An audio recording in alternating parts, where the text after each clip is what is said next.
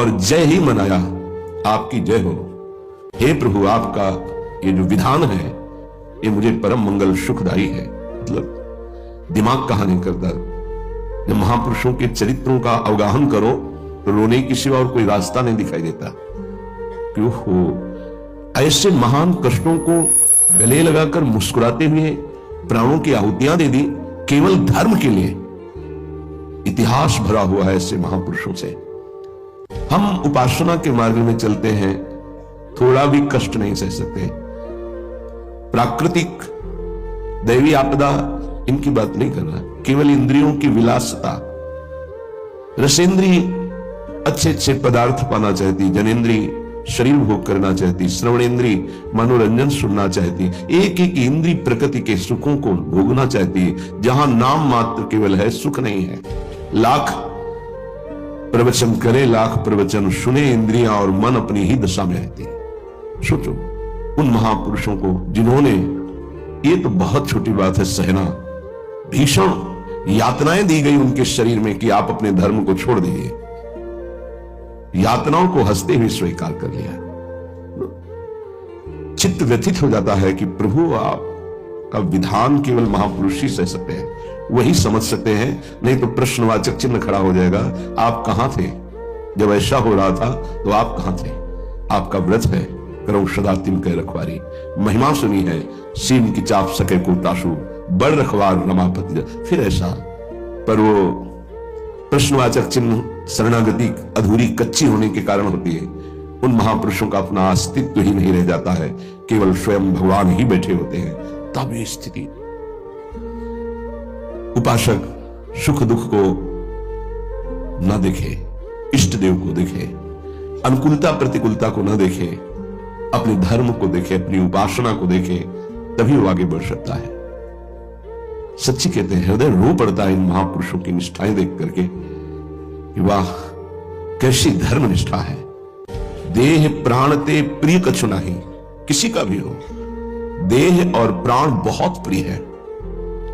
लेकिन इन महापुरुषों ने, गुरुजनों ने देह प्राण की किंचन मात्र परवाह नहीं की। धर्म के लिए हम छोटी सी वस्तु भोजन, छोटे से इंद्रियों के भोगों के लिए अपने धर्म का त्याग कर देते हैं।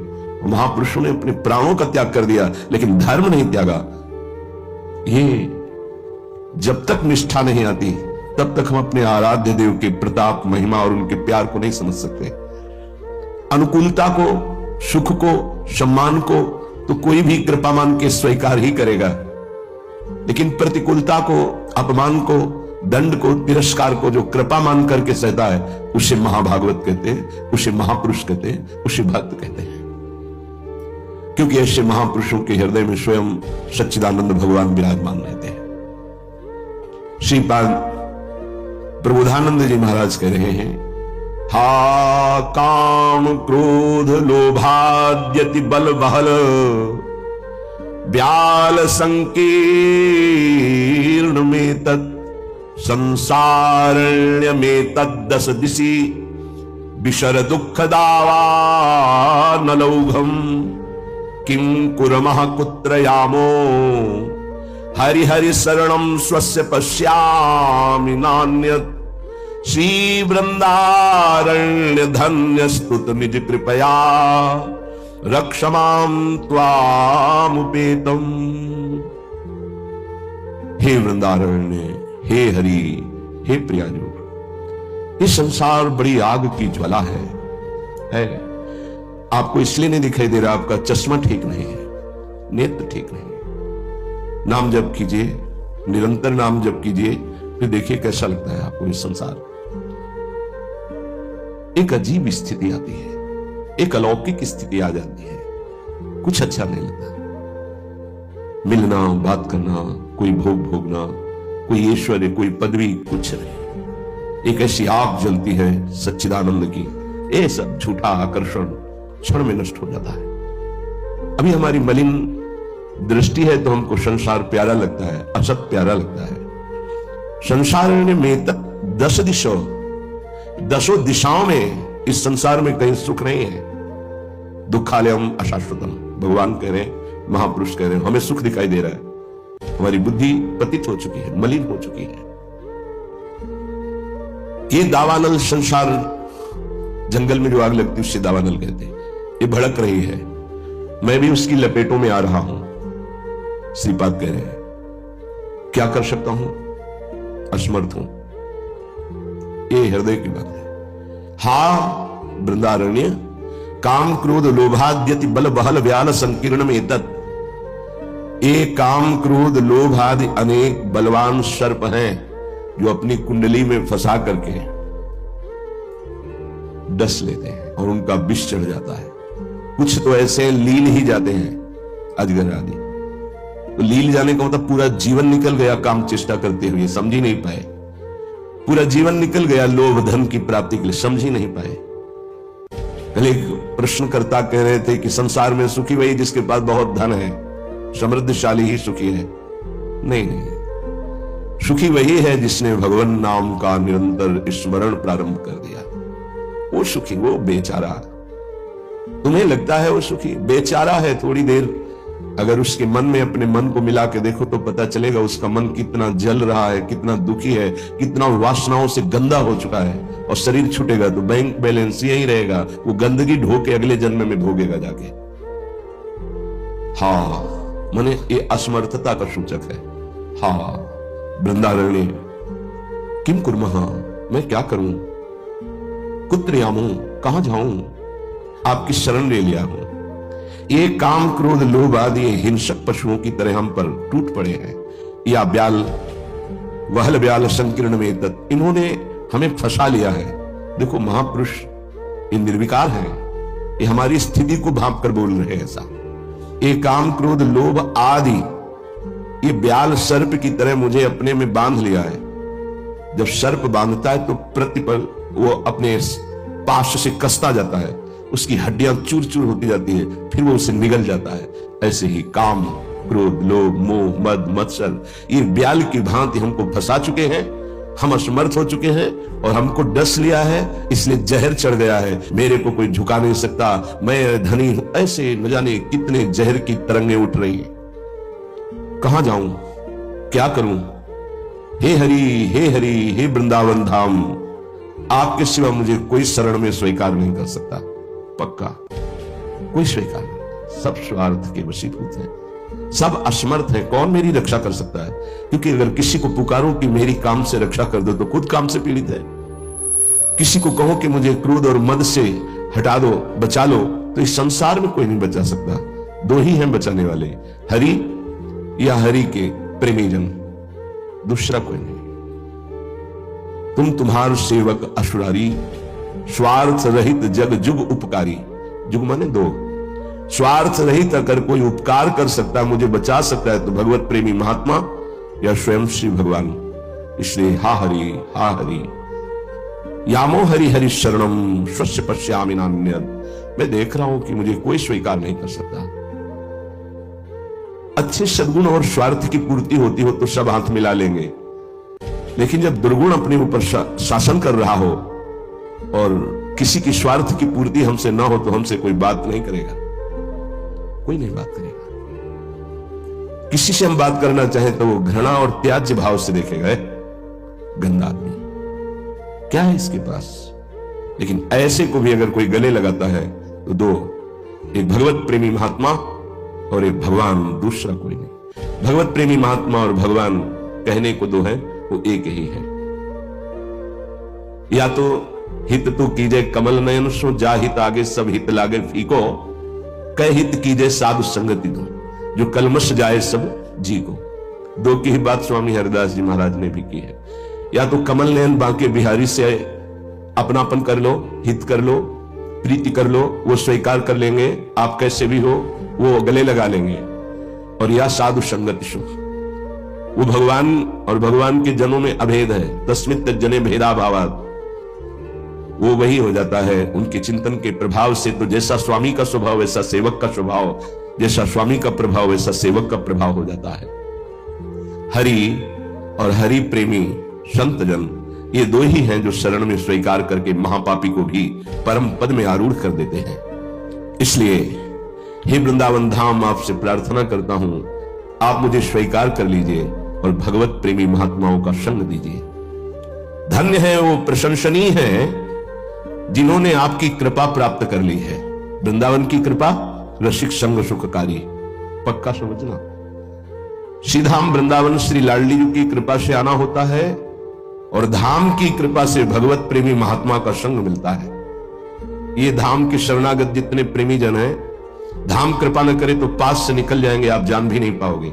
जब धाम कृपा करता है तो प्रकाशित कर देता है। जिसका कल्याण करवाना होता है उसके सामने उसका वैभव, उसका प्रभाव, जिससे उसकी श्रद्धा और विश्वास दृढ़ होकर उनके चरणों में समर्पित हो जाए। जब किसी महापुरुष का आश्रय दृढ़ हो जाता है तो फिर ये काम, क्रोध, लोभ, मोह, मद मत्सर थर्राने लगते हैं। इनकी सामर्थ्य नहीं होती। ये भगवत शरणागत पर तो परीक्षार्थ प्रभाव दिखा सकते हैं, लेकिन भगवत प्रेमी महात्मा की शरणागति जिसने स्वीकार की वहां परीक्षा भी नहीं, क्योंकि उनकी दृष्टि रहती है। हम तभी परास्त होते हैं जब उनकी अवहेलना कर देते हैं। महापुरुषों की अवहेलना ही काम, क्रोध, लोभ आदि को आक्रमण करने का अवसर देती है। यदि हम महापुरुषों के अधीन वृत्ति रखें तो काम, क्रोध आदि की वृत्ति का प्रवेश भी नहीं हो सकता।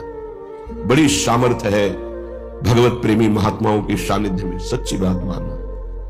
क्योंकि अनंत महिमा युक्त प्रभु का नाम, प्रभु की चरणारविंद का आश्रय दृढ़ होता ही उन्हीं से है। भजन न होई संग बिन, भजन बिना नहीं प्रेम। ये जो प्रेम मूल यह नाम है, प्रेमी रसिक जपत यह नाम, प्रेम मगन निज बन विश्राम, श्री हरिवंश जहां रहे। ये प्रेम का मूल नाम मिलता ही प्रेमी महाभागवतों से है और उसका प्रभाव प्रेमी बना ही देता है, निर्विकार बना ही देता है। भला मृत्यु दंड जैसा सामने भय उपस्थित हो और फिर कोई नाम कीर्तन कर रहा हो, कैसे आश्चर्य की बात है कि शरीर को बड़ी पीड़ा पहुंचानी, बहुत प्रकार से प्रताड़ित करना, नाना प्रकार की दुख एक साथ उपस्थित हो जाए और वो गीत गा रहा हो, बड़ा मुश्किल। ये निष्ठा का प्रभाव होता है। नाम जिसके हृदय में गुरुदेव प्रदत्त नाम प्रकाश कर दिया। कल से शाम तक हमसे बहुत हृदय व्यथित हुआ जब महापुरुषों के चरित्रों को अवगाहन हुआ। बार बार केवल रोना ही आ रहा था कि आप जैसी निष्ठाएं अगर किनका मिल जाए तो जीवन धन्य हो जाए। कल गुरुदेव तेग बहादुर सिंह जी महाराज का पावन चरित्र एकदम भाव में आया, पढ़ रहे थे। कश्मीर के पंडितों को जब औरंगजेब ने हुक्म किया कि सब इस्लाम धर्म को स्वीकार करो नहीं तो कत्लेआम कर देंगे, और किया उसने बहुत कत्लेआम, समय दिया उसने। भागे वो लोग। उस समय महामहिम गुरु गादी पर तेग बहादुर सिंह विराजमान थे। उनकी चरण शरण में आए और कहा आप ही हमारे रक्षक हो, आप ही हमारी रक्षा कर सकते हो।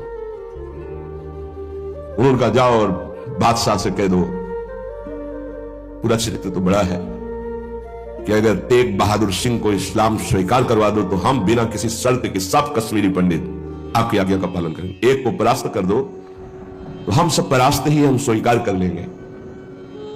और उसने बहुत ही अन्य धर्मों की तरफ उसका नकारात्मक भाव था। उसने आदेश किया बंदी बना के तुरंत तेग बहादुर सिंह को दिल्ली में उपस्थित किया जाए। सैनिक गए। बल विक्रम गुरु गादी में प्रथम से चला रहा है। उनके पार्षद और उनकी सेना तेग बहादुर सिंह की स्पर्श नहीं करोगे। गुरु तेग बहादुर सिंह के सामने शर्त रखी कि बादशाह के सामने तुम चलते हो या तुम्हें बंदी बना के ले चले। उनका तुम चलो, हम सत्य पर चलने वाले हैं, हम स्वयं चल के आ जाएंगे, तुम्हें बंदी बनाने की जरूरत नहीं। बहुत ही नाम कीर्तन होते हुए, भगवत भक्ति का प्रचार करते हुए, खूब झूमते हुए पहुंचे। बादशाह ने तत्काल उनको काबू में किया। देखा कि वो तो अपने वैभव के साथ बंदी बना लिया और कहा हमारे धर्म को स्वीकार करो। तो उनका दुनिया में यदि एक ही धर्म चलाना होता तो भगवान ने अन्य धर्मों की स्थापना क्यों की? इसका मतलब है अपनी अपनी जगह अपने धर्म का पालन करना परम कर्तव्य है। तो तुम अपने धर्म में मुझे कैसे बदल सकते हो? तुम्हारी सामर्थ्य नहीं है। बड़ी कष्टप्रद परिस्थिति प्रकट की उसने, बहुत ही क्रूर कर्मी। एक नहीं, बहुत महापुरुषों को, बहुत महापुरुषों को बहुत प्रकार से दंड दिया है इसने। एक लोहे के पिंजड़े में गुरु तेग बहादुर सिंह को बंद कर दिया। सैनिकों को, उसके पास अपार सैन्य बल था, तत्काल बंदी बना लिया गया।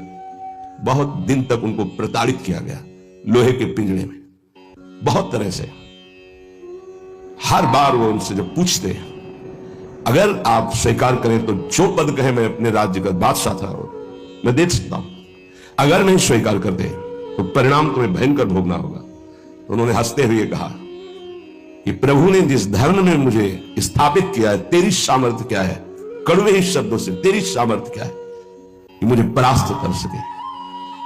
और उस समय मुन पद गाया, भाई मैं धनु पाइयो हरि नाम, मन मेरो धावन ते छूटियो, करी बैठो विश्राम।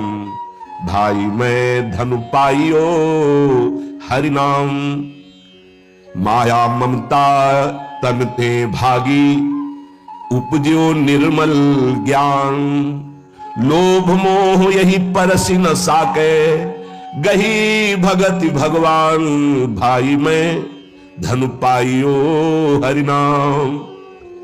देखो, भीषण प्रताड़ना, कष्ट, मृत्यु भय उपस्थित, और वो गा रहे कि भाई मैंने हरिनाम रूपी परम धन पाया है, मन मेरो धावन ते छूटियो। अब मेरा मन कहीं भाग कर नहीं जाता, दौड़ भाग खत्म हो चुकी है, करी बैठो विश्राम। अब तो नाम में विश्राम पा गया है। इस तन को पीड़ा पहुंचाई जा सकती, पर मेरा अब इस तन से कोई संबंध नहीं है, क्योंकि माया भाग गई है नाम के प्रभाव से, तन से कोई ममता नहीं रह गई। उपजियो निर्मल ज्ञान, इसी नाम के प्रभाव से निर्मल ज्ञान का प्रादुर्भाव हुआ है। लोभ मोह यही परसी न साके, गही भगति भगवान। कोई भी तुम प्रलोभन दो, मेरे मन को नहीं लुभायमान कर सकता, और कोई भी भय दो तो अब मेरे शरीर का मोह नहीं, क्योंकि मेरे हृदय में भगवान की भक्ति जागृत हो गई है। जन्म जन्म का संसार चूका, रतन नाम जब पाइया, तृष्णा सकल विनाशी मनते, निज सुख माहि समाइया। जन्म जन्म हो गए भटकते हुए, अब कोई संशय नहीं रहा, मुझे नाम रूपी रतन मिल गया, सब संशय खत्म हो चुके हैं, जीने की भी तृष्णा खत्म हो चुकी है, सकल वासना नष्ट हो चुकी है, मेरा मन निज सुख में समा गया है। जाको होत दयालु कृपा निधि, सो गोविंद गुण गावे, कहु नानक इह विधि को संपे, को गुरुमुखी पावे। कह रहे, जिस पर भगवान दयालु होता है, कृपा निधि होता है, वही भगवान के नाम गुण को गा पाता है। नानक साहब कहते हैं, अब कोई संशय नहीं, कोई इच्छा नहीं, क्योंकि गुरु को समर्पित हो गया और गुरु मुख से नाम पा गया। ये बहुत बड़ी उपलब्धि है। अब इसका परिवर्तन नहीं हो सकता, कोई संशय नहीं रहा, कोई मोह ममता नहीं रही, हमारे हृदय में नाम विराजमान है, मेरा मन सुख सिंधु में समा गया है। हरि के नाम बिना दुख पावे, भगत बिना सहसा नहीं चूके, गुरु यह भेद बतावे, हरि के नाम बिना दुख पावे। अगर गुरुदेव का आश्रय नहीं हुआ, गुरुमुख से नाम नहीं मिला, तो हृदय में भक्ति नहीं आएगी, भक्ति नहीं आई तो जीवन व्यर्थ चला जाएगा। जिसकी जिह्वा पे नाम नहीं है उसी को दुख व्यापता है, जिसकी जिह्वा पे नाम है उसको कभी दुख स्पर्श कर ही नहीं सकता। कहा भय तीर्थ व्रत किए, नाम शरण नहीं आवे, जोग यज्ञ निफल तिहि मानो, जो प्रभु जस बिसरावे। क्या हुआ, आपने तीर्थ कर लिया, तपस्या कर लिया, दान कर लिया, लेकिन तुम नाम की शरण में नहीं हुए, नाम नहीं जप किया, भगवान के यश नहीं गाए, तो जोग यज्ञ तीर्थ याचन सब बेकार हो गया। मान मोह दोनों को परिहरी, गोविंद के गुण गावे, कहु नानक विधि को प्राणी, जीवन मुकुट कहावे। जो निरंतर नाम जप करता है, भगवान का यश गाता है, नानक साहब कहते हैं वो जीवन मुक्त महापुरुष होता है। ये भारी दुख की परिस्थिति में आनंद मगन होकर, तिहि नर जन्म अकारत खोया, इहि राखो मन माही, तीरथ करत बिरत पुनि राखे नहीं मनुआ, बस जाए। अगर नाम जप नहीं चल रहा, गुरु शरण में नहीं, तो और सब करके देख लो, मन को वश में नहीं कर सकते हो। निफल धर्म ताहि तुम मानो, साच कह तुम्हें या को, तीरथ करे बिरत पुनि राखे, नहीं मनुआ बस जाको। मान लो मेरी बात, तुम्हारा तीर्थ, तुम्हारा वैराग्य, तुम्हारा सब धर्म कर्म व्यर्थ माना जाएगा यदि गुरु कृपा नहीं हुई तो तुम्हारा मन वश में नहीं होगा, मन नाम में नहीं लगेगा। जैसे पाहन जल मही राखी, भेदे नहीं ती पानी, तैसे ही तुम ताहि पिछानो भगतहीन जो प्राणी। जो गुरु की शरण में नहीं आया उसका हृदय पत्थर जैसा कठोर होता है, चाहे जितना पानी डालो पसीजेगा नहीं, वो द्रवित नहीं होगा पत्थर। ऐसे ही अगर गुरु की शरण में नहीं आया तो हृदय उसका मलिन बना रहता है। जिसके हृदय में भक्ति नहीं जागृत हुई गुरु चरणों की, वो व्यर्थ जीवन है, मृत जीवन है। कलि में मुकुति नाम ते पावत, गुरु ही भेद बतावे, कहु नानक सोई नर गुरुआ, जो प्रभु के गुण गावे। वही गुरु का है जो प्रभु का नाम और प्रभु का जस निरंतर गाता रहता है। बड़ा उनके ऊपर जुल्म किया, भारी पीड़ा पहुंचाई गुरु तेग बहादुर सिंह की। उन्होंने कहा कि मैं अपना धर्म कभी नहीं छोड़ सकता, जितना चाहे तू पीड़ा दे दे, और डर उस परमात्मा से, जुल्म मत कर। लेकिन वो तो क्रूर कर्मी, वो गुस्से से लाल हो गया, बहुत तरह से पुनः पीड़ा पहुंचाई।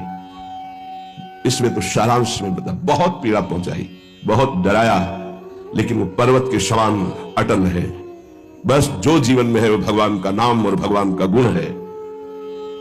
लोहे के पिंजड़े में बहुत दिन तक बंदर खा प्रताड़ना दी, कुछ भी खान पान नहीं। जब देख लिया हार गया कि किसी भी तरह टूटने वाले नहीं, तो संवत 1732 विक्रम का दिन था, मार्गशीर्ष महीना।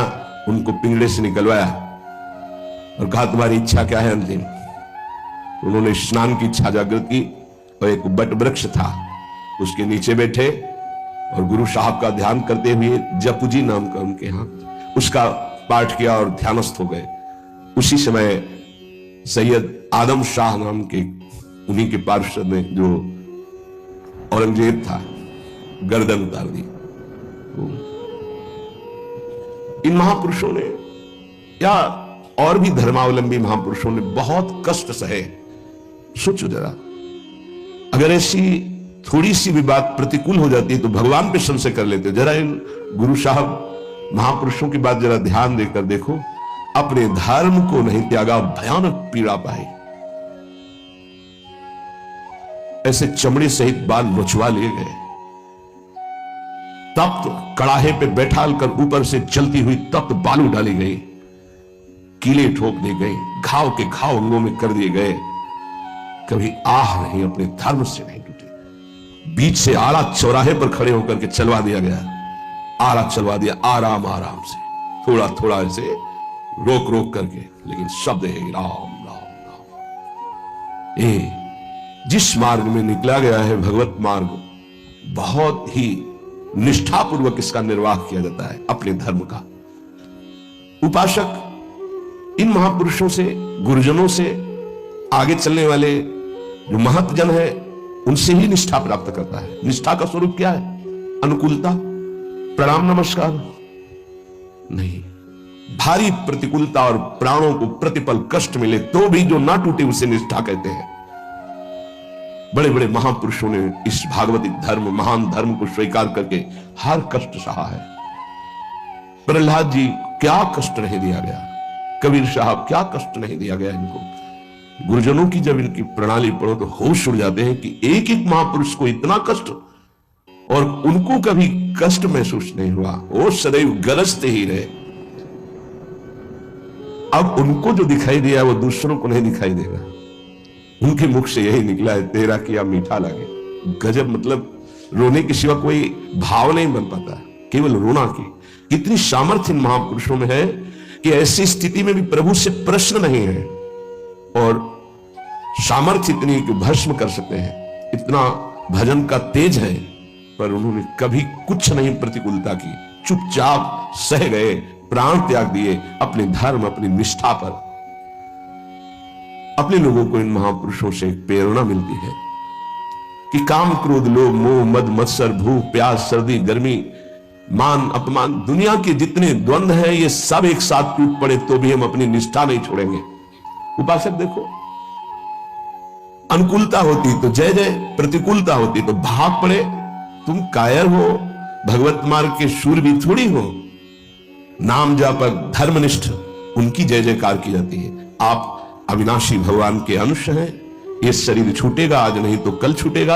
अगर धर्म में छूटे तो इसकी जय जयकार है, और अगर भोगों में छूटे तो बहुत ही जीव सब छोड़ रहे हैं भोगों में। धर्म निष्ठा का तो जिनका हमने पद सुनाया था पलटू बाबा का, मची नाम की कीच, इनका ऐसा प्रभाव था कि जहां ये नाम उच्चारण करते रोए बिना कोई नहीं रह सकता था। ऐसी करुणा थी इनकी उच्चारण करने में।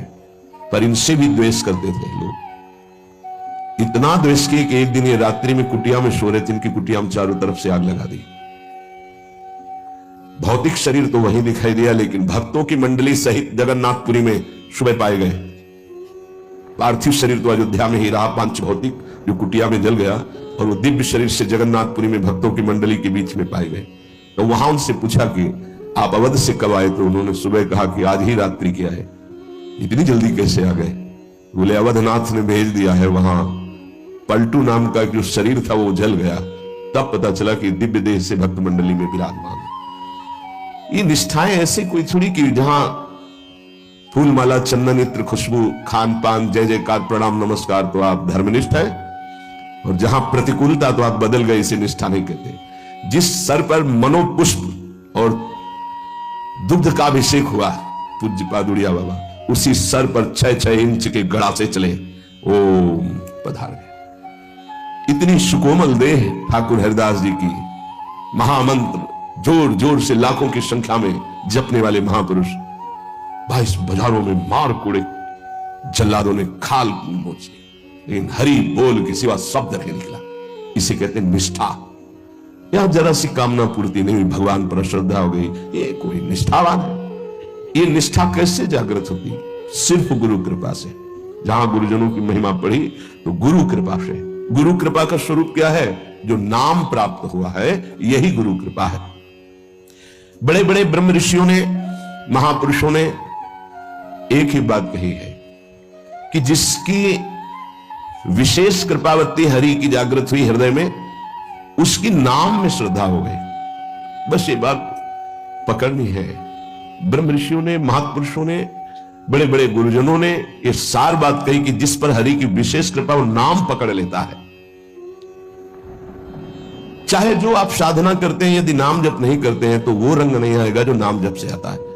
नाम जप, नाम कीर्तन समस्त साधनाओं की पूर्ति है। जैसे योग है, यज्ञ है, तीर्थयाटन है, और भी स्वाध्याय तपस्या, इनकी पूर्ति है नाम कीर्तन और नाम जप से। यदि नाम जप नहीं है जीवन में तो विश्वास कीजिए स्थिति आना बहुत कठिन है। प्रभु के मंगलमय नाम का श्रवण और कीर्तन, यन्नाम श्रुति मात्रेण पुमान भवति निर्मलः तस्य तीर्थ पदः किंवा दासा नाम अवशिष्यते। जिनका नाम यदि श्रवण करने को मिल जाए, गायन को मिल जाए, तो हृदय निष्पाप और निर्मल होकर भगवत प्राप्ति हो जाती है। फिर जिनके हृदय में भगवान का दासत्व जागृत हो चुका है और वो नाम स्वाद ले रहे हैं, उनकी महिमा का क्या वर्णन। यन्नाम ग्रहणन अखिलान श्रोत्रनात्मानमेव च सद्यः पुनाति किं भूयस् तस्य स्पृष्टः पदाहिते। जो प्रभु के नाम का उच्चारण करता है तो जितने श्रोता होते हैं सबके पापों का नाश करके उनके हृदय को पावन करता है, तो उस उपासक को कितना पुण्य प्राप्त होता है, कितनी कृपा प्राप्त होती है। जब जोर से राधा नाम उच्चारण कर रहे, नाम कीर्तन कर रहे, जिन जिन के कान में जड़ चैतन्य के सबका मंगल कर रहा है, ऐसे उपासक के हृदय में प्रभु प्रकाशित हो जाते हैं। जब उनके चरण प्रकाशित हो गए तो फिर इस शरीर का कोई महत्व नहीं रहता। जैसे सांप केचुल से कोई मतलब नहीं रखता, ऐसे महापुरुषों ने शरीर से कोई मतलब नहीं रखा। इसलिए उनके शरीर को इतनी पीड़ा दी गई, उनके शरीर को कष्ट पहुंचाया गया, पर आह नहीं निकली क्योंकि उस शरीर में नहीं है। उनका मन प्रभु के सच्चिदानंद सुख में है। कलिम सभाजयन्त्यार्या गुणज्ञाः सारभागिनः यत्र संकीर्तने नैव सर्वः स्वार्थो विलभ्यते। इस युग में महान साधना है नाम, नाम का जप, नाम का कीर्तन। तुम्हारे सारे स्वार्थों की पूर्ति और परमार्थ की पूर्ति इसी से हो जाएगी। इसलिए जो चतुर शिरोमणि है वो इस युग के गुण को जानने वाले सारग्राही भारी प्रशंसा कलयुग की करते हैं कि जो बड़ी बड़ी 10-10 हजार वर्ष की साधना से लाभ नहीं मिलता वो कलयुग में नाम कीर्तन से मिल जाता है, नाम जप से मिल जाता है। दाहिने पैर के अंगूठे केवल खड़े होकर के, केवल दाहिने पैर का अंगूठा भूमि में स्पर्श, दोनों हाथ उठाए हुए 10,000 वर्ष तक जब, तब कोई बात। यहां केवल नाम कीर्तन से, नाम जप से परम लाभ। नाम में बहुत बड़ी सामर्थ्य है। विश्वास करो और पकड़ लो नाम। ये जो नाम चर्चा होती है ना, ये सार बात तुम्हें सुनने को मिल रही है, इसे पकड़ लो। ऐसा मन में बैठा लो कि अगर नाम नहीं चल रहा तो आपकी बहुत बड़ी हानि हो रही है।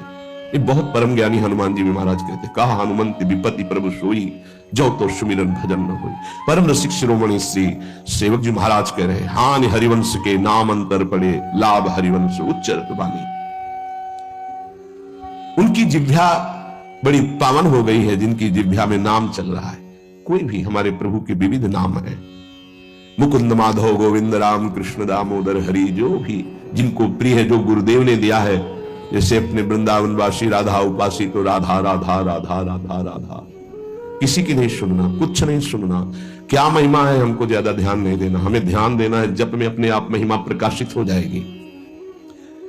नाम का प्रभाव तब समझा जाए कि अब रंग ला रहा है जब नाम ऐसे हो जैसे हम पुकार रहे हो। राधा अंदर से निकले, आंखों से अश्रु निकले, रोमांच हो जाए, हृदय गदगद हो जाए, पूरा स्वर निकलना मुश्किल हो जाए, नाम निकलना, ये है इसका फल। एक भक्त ऐसे रस में डूबा हुआ है नाम के, तो एक दिव्य तेजमयी शक्ति सामने आती है। वो पूछता है, का तुम कौन हो तुम? मुक्ति रूपागतास्मि भवती कस्माद कस्माद श्री कृष्ण स्मरणेन देव भवतो दासी पदम प्रापिता दूरे तिष्ठ मनागनागसि कथम कुर्याम अनार्यम मयि त्वदगंधान्नि जनाम चंदन रसालेपस्य लोपो भवेत्। कौन है तू? मैं मुक्ति हूं, मोक्ष पद, कैवल्य परम पद। तुम्हारी सेवा में उपस्थित हूं क्योंकि तुम निरंतर नाम जप करते हो। मुक्ति रूपागतास्मि भवती कस्माद कस्माद, तो तुम बिना बुलाए आती हो क्या? मुक्ति से। हां, तुम्हारे जैसे भक्तों के पास जो निरंतर नाम जप करते हैं, मैं उनकी दासी बनना चाहती हूं, मोक्ष पदवी। नहीं तो अकस्मात क्यों आ गई? मैंने चाहा नहीं। तुम जिन देवाधिदेव प्रभु का नाम जप कर रहे हो, श्री कृष्ण चंद्र जी का, मैं उनके दासों को यह पद प्रदान करना चाहती हूं। मुझे कृपा करके स्वीकार कर लीजिए। ध्यान दीजिए, मोक्ष पदवी क्या करे? मुझे कृपा करके स्वीकार कर लीजिए, बड़ा उपकार होगा कि आप जो मुझे स्वीकार कर लेंगे।